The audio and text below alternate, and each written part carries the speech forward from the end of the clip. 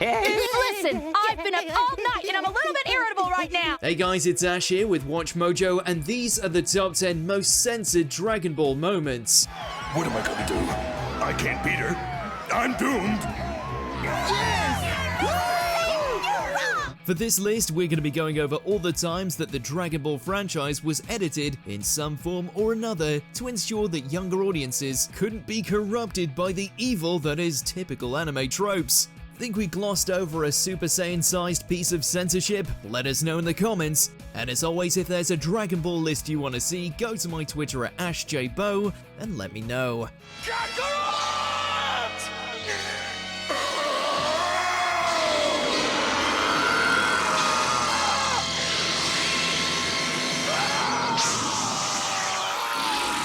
Number 10, Blue Popo. What is it?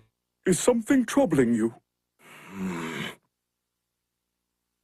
It's Piccolo. I can still feel the evil in his heart. It's almost a shame that this didn't stick around longer. Imagine the memes that could have spawned if Blue Popo had become a staple of Dragon Ball over in the West. Terrified that his pitch-black skin and exaggerated features would be seen as a racist caricature, certain broadcasting networks made the ungodly move to completely recolor him bright blue. And yes, it does look as stupid as you would expect. We're sure Toonzai had good intentions, but the final product is nonetheless insane. Ah, it is odd. Number 9, Guldo Decapitation. Oh, hell! Of all the times to run out of energy! Well, there's only one thing left to do. And that's to run for it!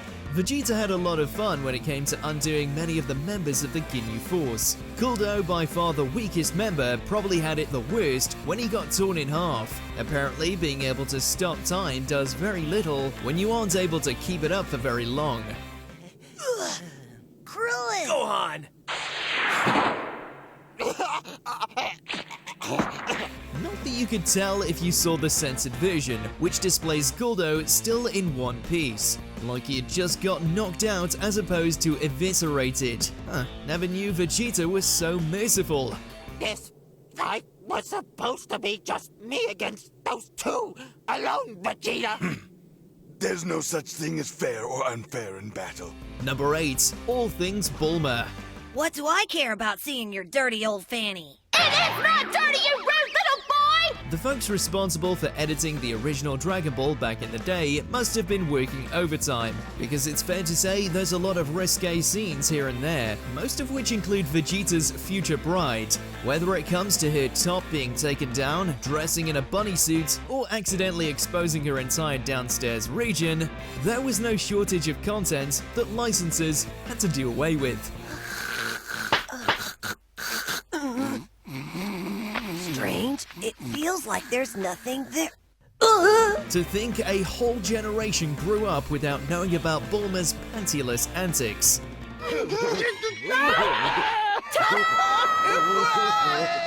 Number 7, Everyone's Fine.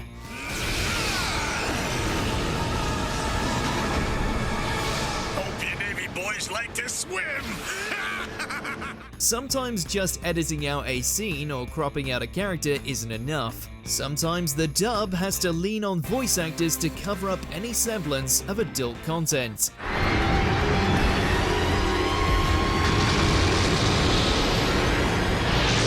Oops, I broke a sweat on that last attack.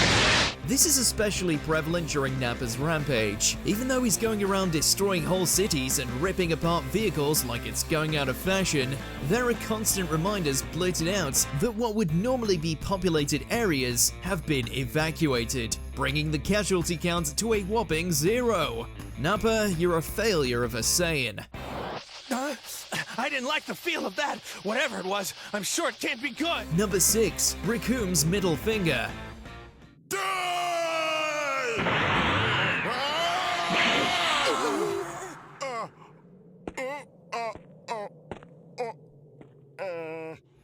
Nearly beaten a child to death? A-okay. Flipping someone the bird? Not on our watch. At least that seemed to be the mentality of some licenses. Case in point when Rickum gave Goku the universal sign of disrespect right before their showdown. This is what I think of you and your puny 5,000 power level.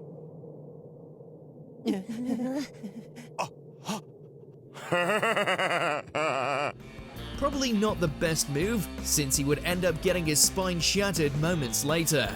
Naturally, any raised middle fingers didn't make the cut in the original dub. Though it does beg the question, does flipping the bird mean the same thing across all alien races?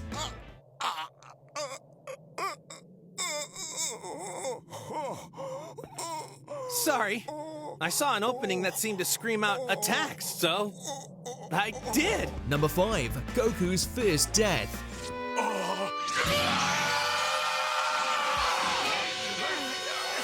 Why, you wretch! I should have killed you! While nowadays we could never imagine Raditz making Goku flinch, yet alone defeating him, back in the day power levels weren't on the level of deities. With no other recourse, Goku is forced to hold his sibling in place, giving Piccolo ample opportunity to blast them both with his special beam cannon.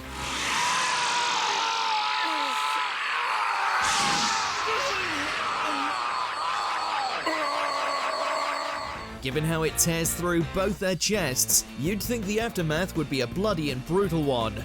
Not if the editors have their way, since they swapped out the hole for a bruise. Guess Piccolo isn't as strong as he thought. Goku won't be gone for long. I'm guessing his friends will see to it he's back within the week. What? That's impossible! Number 4. Mr. Satan. Well, here he is, the man with the iron hands, worldwide martial arts champion, Hercule Satan! He's the people's champ, the true savior of Earth. His martial arts prowess knows no limits. His skills, enough to best sell and subdue the likes of Boo. What else can we say except, Hail Satan? Oh, not that one. What am I gonna do? I can't beat her. I'm doomed. Yeah, it's obvious that this wasn't gonna work, hence why most fans in the West grew up believing the blustering buffoon was actually called Hercule.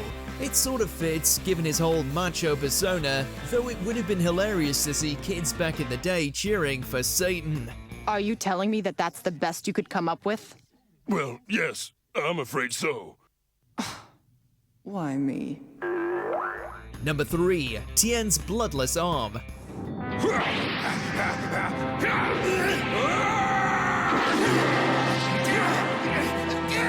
The DB franchise has had an interesting relationship with blood and gore, and by that we mean it's constantly done everything possible to remove its existence, at least when it came to the dubs. One of the most egregious examples being the time that Tien got his arm ripped off. Above you!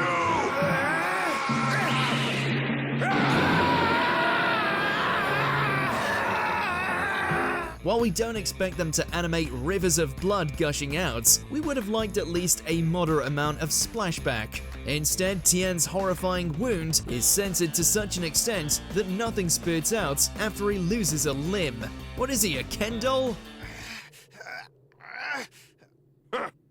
Why, that stubborn little... He just refuses to die! Number 2, another dimension. Managed to succeed in transporting Yamcha into another dimension.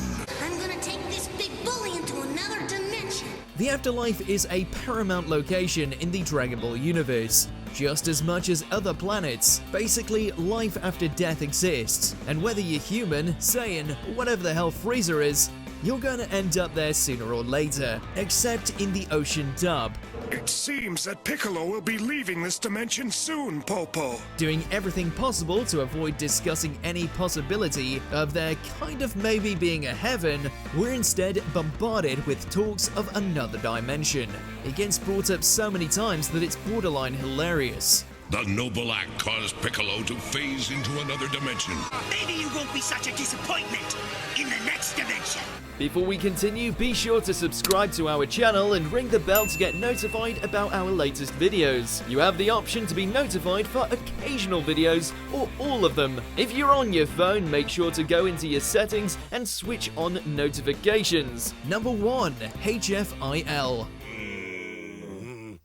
It's not me! You mean neither of you guys is the great King Kai? While they might have gotten away with the whole dimension shtick, what the early dubs did to Dragon Ball's version of Hell is more infamous than anything the canon content could ever hope to conjure up.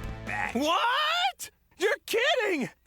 In a bid to do away with the fact that the word Hell is plastered over the attire of the demons that occupy it, the editors pulled off the genius move of altering the text to read HFIL, also known as the Home for Infinite Losers. It's so stupid, so out of left field, and we've come to love it. You guys really need to get out of the house more often. Do you agree with our picks? Check out this other recent clip from WatchMojo and be sure to subscribe and ring the bell to be notified about our latest videos.